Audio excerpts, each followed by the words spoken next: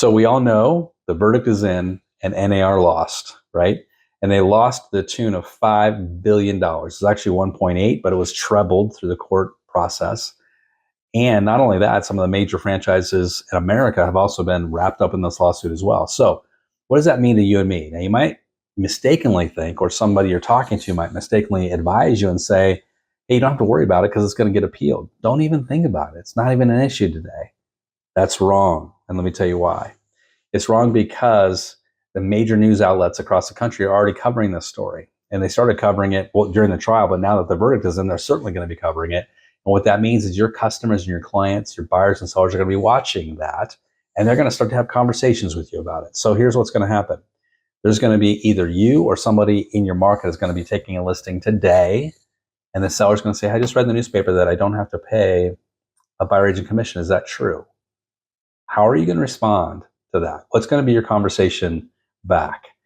And what our conversation should be, because we're getting trained and we're getting coached and we have some firepower and we got some ammunition here, here's a couple of scripts that I might use in that situation. I might say, well, that's true. You do have the option of not offering any BAC, buyer agent commission, totally optional. But let me just, if you don't mind, let me frame this up for you, because it's really a competitive issue and it's a buyer issue as well. So if we choose not to offer a BAC, a buyer agent commission, that's going to mean to the buyer on the other side, when they're looking at all the listings that they have to choose from, and they've got your listing where they're going to have to write a check, a pretty substantial check to their agent, or they can look at 8 other properties, 7 other properties, 6 other properties, where they don't have to do that. They're probably going to look at those other 6 first. So that's one issue you need to think about. It's going to reduce your buyer pool. Some people are estimating it's going to reduce the buyer pool by 40 to 50%. So that's something to consider. I wouldn't recommend it, because I want you to remember something. The transaction is what pays the commissions.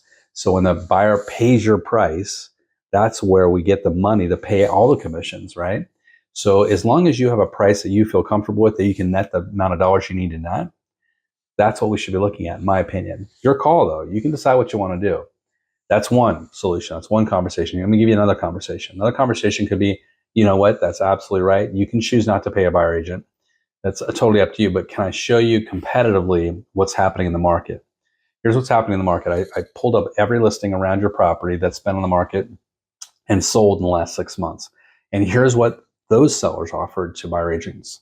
And they had the same option. They could offer a penny, a dollar, no dollars.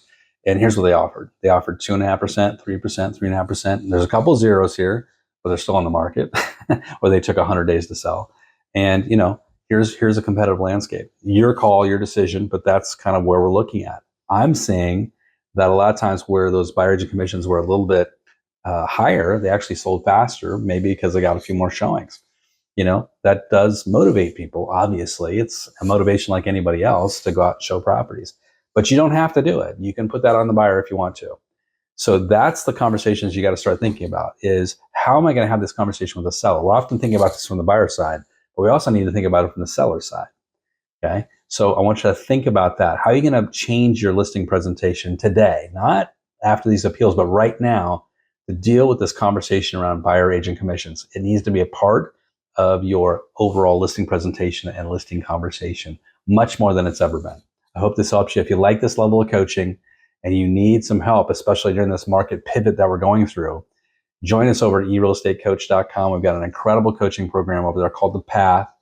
$1 is all it costs for the first 30 days. I'd love to have you jump in. And here's what you get. You get a 20-week boot camp to get you focused on lead generation and starting to take more listings. And then we give you 3 live coaching sessions every single week, hundreds of downloads, and we give you marketing assets for social media every single month, multiple versions, 15 to 20 different assets you can use in your own market. You can totally customize them, all Canva friendly. I'd love to see you join us over there. Have a great day. Good selling.